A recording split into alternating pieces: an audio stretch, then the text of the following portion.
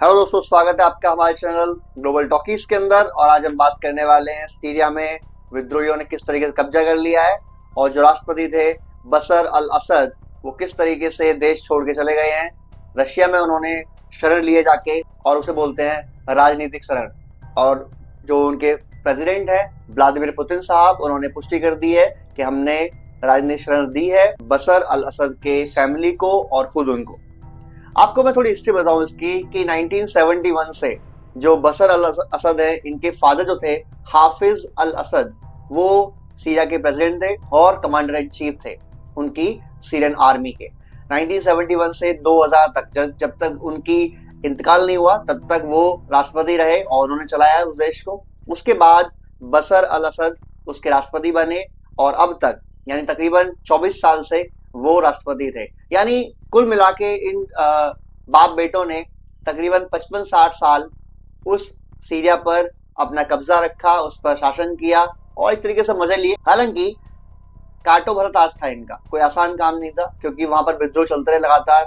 आपको पता होगा कुछ साल पहले आईएसएस का बड़ा विद्रोह हुआ था। आईएसएस नाम से बड़ी एक पावर निकली थी, वो भी सीरिया से ही स्टार्ट हुई। होता क्या है पता है, जब देश में विद्रोह चल रहा होता है तो उस केस में बहुत से ऐसे एरियाज होते हैं, बहुत से ऐसे लोग होते हैं जो आपके खिलाफ होते हैं। डेमोक्रेसी में और जहां पर एक बंदा सारा काम चला रहा होता है उसमें यही फर्क होता है। डेमोक्रेसी में क्या होगा, अगर दिक्कत होगी तो आप 5 साल बाद, 7 साल बाद, 6 साल बाद पीएम को, प्रेसिडेंट को चेंज कर दोगे। तो जो लोग होते हैं उनको पता होता है कि यार कोई बात नहीं, हमें 5 साल जेल में, हम उसको हटा देंगे, वोट करेंगे उसको हटा देंगे। लेकिन जहां ऐसी पॉसिबिलिटी नहीं है, जहां ये सुविधा अवेलेबल नहीं है, वहां पर क्या करेंगे आप? वहां पर आप विद्रोह करना शुरू कर देते हैं। अभी विद्रोह कितना सही है कितना गलत है इसके बारे में बात करते हैं। अब वहां जो कब्जा हो गया है उसे बोलते हैं विद्रोही गुट ने कब्जा कर लिया। जो उनकी राजधानी थी दमिश्क, वहां पर भी कब्जा हो गया उनका। तो एक हफ्ते में ही वो हमा शहर से, जो हुमा शहर है उनका, वहां से और दमिश्क पहुंच गए। ये बहुत स्पीड से गए हैं वो लोग। हालांकि इसमें जो रशिया थी उन्होंने काफी सपोर्ट किया,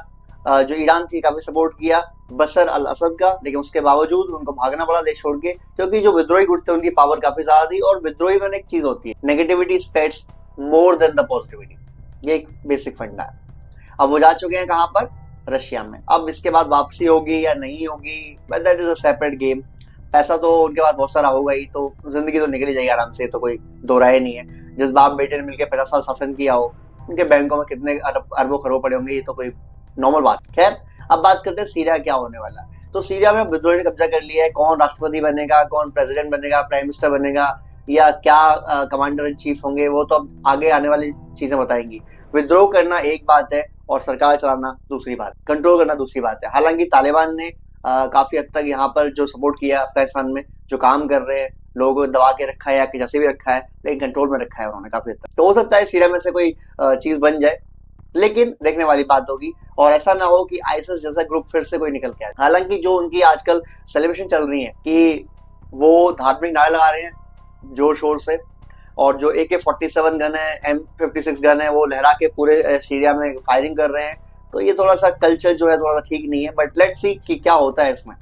थोड़ी बात कर चाहता हूँ रशिया के बारे में, एक आपको बताना चाहता हूँ इंपॉर्टेंट टॉपिक। उसके बाद रशिया के बारे में फिर एक वीडियो बनाएंगे बहुत बढ़िया। रशिया में एक चीज है, उसे बोलते हैं डेड हैंड। अभी डेड हैंड क्या है इसके बारे में बात करते हैं। क्या पता है आपको डेड हैंड क्या होता है? चलिए जानते हैं। एक बार ये कॉन्सेप्ट आई कि हो सकता है कि रशिया हमला करने से पहले यूएस रशिया पर हमला कर और सारे न्यूक्लियर बॉम्ब मार दे। ऐसा हो सकता है। अगर ऐसा हुआ तो न्यूक्लियर बॉम्ब अगर बहुत सारे गिरे होंगे उनके देश में, सपोज करिए उनमें 500 न्यूक्लियर बॉम्ब गिरा दिया आपने, तो कौन बचेगा वापसी हमला करने के लिए? कोई भी नहीं बचेगा। तो क्या करें? इसी कॉन्सेप्ट को बचाने के लिए रशिया ने एक स्ट्रेटजी अपनाई, इसका नाम रखा डेड हैंड, मरे हुए का हाथ। वो क्या होता है थोड़ा बात करते हैं इस बारे में। हुआ ये कि रशिया ने अपने जो न्यूक्लियर बॉम्ब में, बहुत सारे बॉम्ब है उनके पास, तकरीबन 10,000 बॉम्ब के आसपास हैं।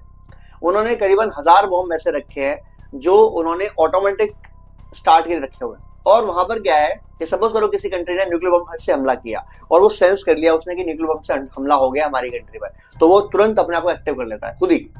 और उसके बाद अगले 8 घंटे में अगर उसको जो रशियन कमांड सेंटर से वहां से ये नहीं मिला कि कोई बात नहीं, सो के या उनको कैंसिल नहीं किया गया हमला करने के लिए, तो 8 घंटे के बाद वो 1000 न्यूक्लियर बॉम्ब एक साथ हमला कर देंगे।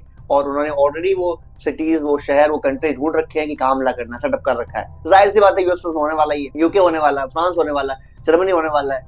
और जो उनके सपोर्टिव देश है नाटो, सारी कंट्रीज के जितने भी मेन में सिटीजन सब उनके टारगेट में है। तो वो भले मर जाए लेकिन वो बदले मारेंगे। इसी को बोलते हैं डेड हैंग, और वो छोड़ेंगे नहीं उसके बाद। कैसी लगी आपको इन्फॉर्मेशन? शेयर कीजिए, सब्सक्राइब कीजिए, कमेंट कीजिए। जय हिंद।